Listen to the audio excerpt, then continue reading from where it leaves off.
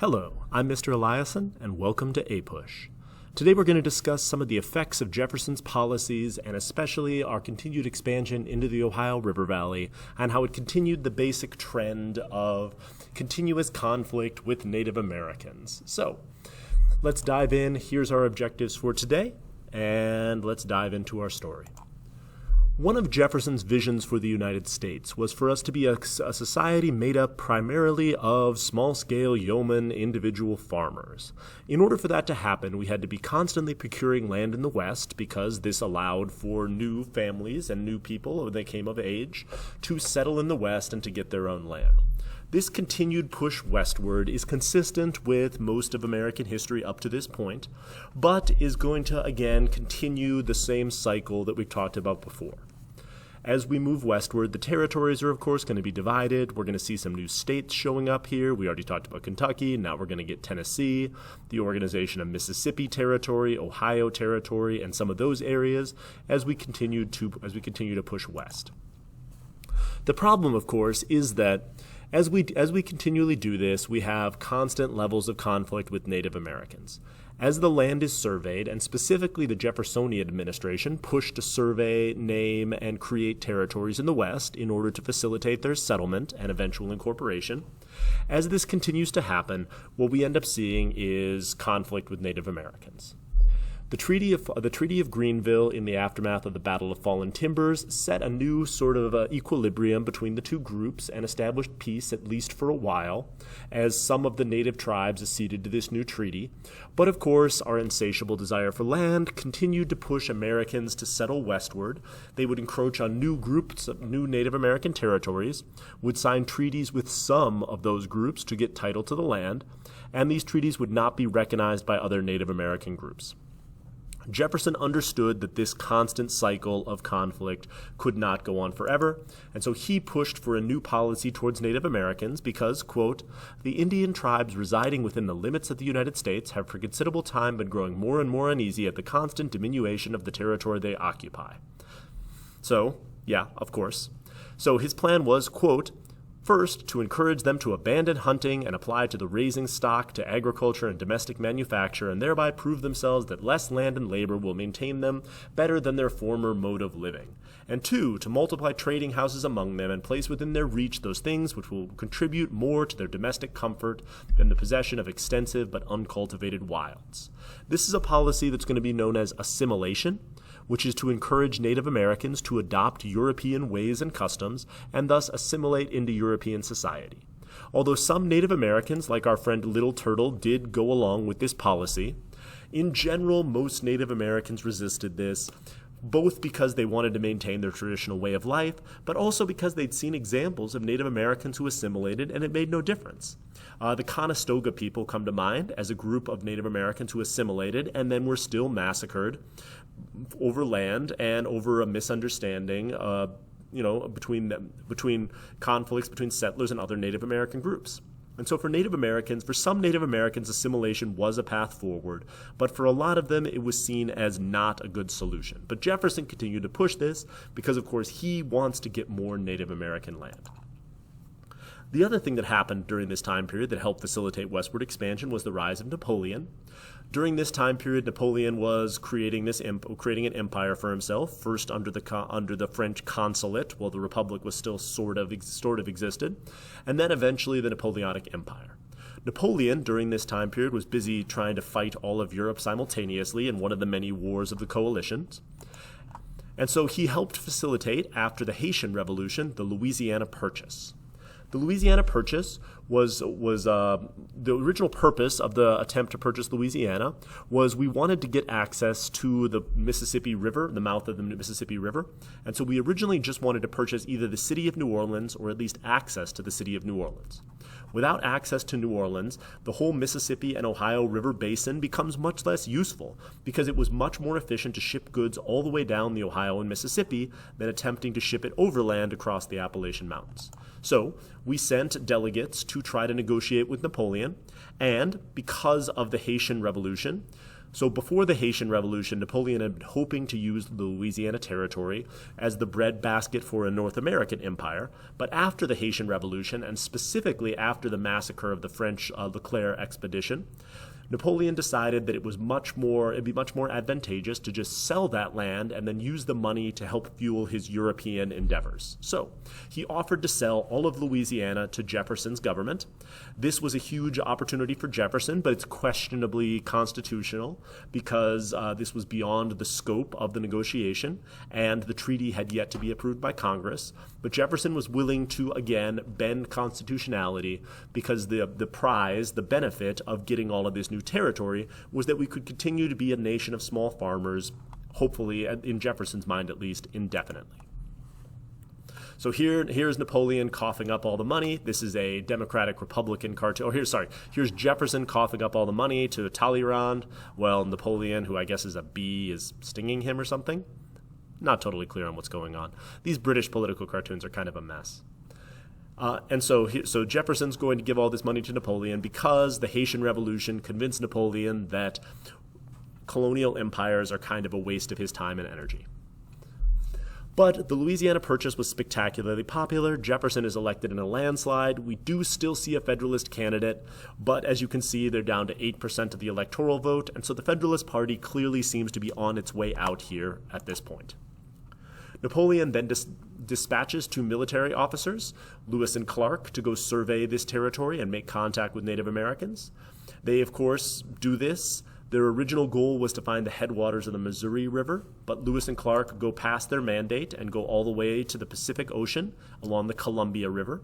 This is relevant to us because it provides the United States, both we have the headwaters of the Missouri River now, and so we've got the full claim to Louisiana, but also it gives the United States a potential claim to what eventually becomes known as Oregon Territory here. And so this is the beginning of the United States perhaps being able to claim Oregon, the northern, sort of northwestern part of what is today the United States. Napoleon's continental system also created problems for us. As you hopefully remember from your world history class, after the Battle of Trafalgar, Napoleon could no longer plan on invading England, so instead he barred all the areas in which he was allied or under control with from importing British goods. This would eventually lead to the bleeding Spanish ulcer and the invasion of Russia, but for right now it just causes a massive problem for us because there's huge amounts of both the French and the British are again preying upon our shipping. Especially problematic for Jefferson because he wanted to be closer allies with France, and so France trying to ban all trade with the continent is going to be problematic for Jefferson.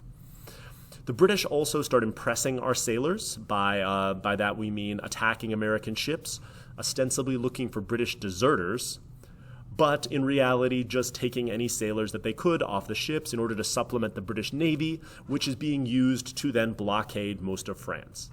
This is going to lead to a massive conflict between us and England. For the Jefferson administration, this is obviously not ideal because some response is needed, but Jefferson doesn't want to spend the money on a huge navy and, of course, has significantly decreased the size of the navy. So here we see Jefferson's proposal, quote, "I deem it my duty to recommend the subject in consideration of Congress that, that is going to inhibit the departure of our vessels from the ports of the United States." This quote-unquote Embargo Act attempted to ban all trade with European countries. It was incredibly unpopular for what I hope are obvious reasons, and obviously disastrous to American merchants or American planters or basically anyone who is an exporter at this point, which is most Americans. And it led to significant criticism of Jefferson. This is a political cartoon criticizing the embargo, or as they called it, the "Oh grab me," which is embargo spelled backwards, where they show as this earnest-looking snapping turtle that's biting an American trying to trade. And then in the background, we're just smuggling as normal. So here we see the absolute crash of American imports and the destruction or the collapse of the American economy. Madison then came to power after Jefferson. Jefferson, of course, having now served his 2 terms, basically on a promise to continue most of Jefferson's policies, but end the embargo and deal with the Native American problems in the West. The embargo loses Madison. Of course, the Republican embargo loses Madison, the Northeast, which is dependent on trade, and leads to a revival of the Federalist Party. But as you can still see, J. Mads here wins in a landslide and becomes elected president and becomes president of the United States. The Treaty of Greenville has now collapsed at this point. The governor of Indian Territory, William Henry Harrison, as we hopefully remember, was allowed to make treaties with Native Americans and buy the land. But the Treaty of Fort Wayne led to breaks within the Native American community because a new leader called Tecumseh said that this treaty was illegitimate because, again, all the chiefs together were not consulted, and so he's going to push back and start preparing for war. Tecumseh then goes and confronts William Henry Harrison and begins building a pan-Native American coalition similar to what we saw from Pontiac and Little Turtle, with the goal being push back against American settlement and defend Native American territory. There's this very tense confrontation between William Henry Harrison and Tecumseh. And Tecumseh says that he's going to, quote, "I mean to bring all the tribes together in spite of you, and until I have finished, I will not go visit your president. Maybe I have when I will finish, maybe. The reason I tell you this, by making your distinctions of Indian tribes and allotting each particular tract of land to set them against each other, is to weaken us." So, Tecumseh and his brother, the Prophet, are going to use a combination of politics and Native American religion to try to build this Native American Confederation. And we're going to see some similarities again to what we saw from both Pontiac and Little Turtle. Here's the description of Native Americans joining together, creating this pan-Native American religion with the idea that the United States is now going to have to respond to this whole deal. This fight, known as Tecumseh's War, is William Henry Harrison's attempt to go displace the Native Americans from this new city that they're building called Prophetstown. Prophetstown was a place where both Native Americans could come together and discuss and plan, but it was also a place in which they provided and stockpiled food and weapons in order to plan to resist and push back against U.S. forces. So William Henry Harrison is going to be dispatched to Prophetstown in order to try to solve this problem. We're very concerned also that Tecumseh is going to seek an alliance with the British, because the British are still pretty active up in Canada. And so we're afraid that if Tecumseh allies with the British, they're going to be able to basically take the Ohio River Valley back from us and significantly cut down on our ability to expand westward. So here's the Native American prophet and his doctrine. This is, again, similar to Pontiac's Master of Life proclamation, arguing that they need to give up the ways of Europeans, resist assimilation, and go back to their traditional ways of life. And then if they do that, they'll be blessed, and all the animals will come back, and the Great Spirit will make them invulnerable warriors, and they'll be able to push back and defeat American settlement. So Tecumseh's going to recruit more allies. And, quote, Tecumseh wished everything to remain in the present situation until his return. And so Tecumseh leaves. Harrison's spies, as he shows up here, say that Tecumseh's followers are preparing for war. And so, as Harrison noted, quote, Tecumseh's advantage offers us a most favorable opportunity for breaking up his confederacy. Tecumseh was a very skilled war leader, and William Henry Harrison hoped to take advantage of his absence. And so he and a force went to attack Prophetstown when Tecumseh was gone. When setting up near a river called Tippecanoe, the prophet and his troops attacked William Henry Harrison's forces, the prophet having told his warriors that he had cast spells on them to make them immune from bullets and gunfire. This turned out to not be true. Tecumseh's forces, with him absent, were routed, and Prophetstown was burned to the ground.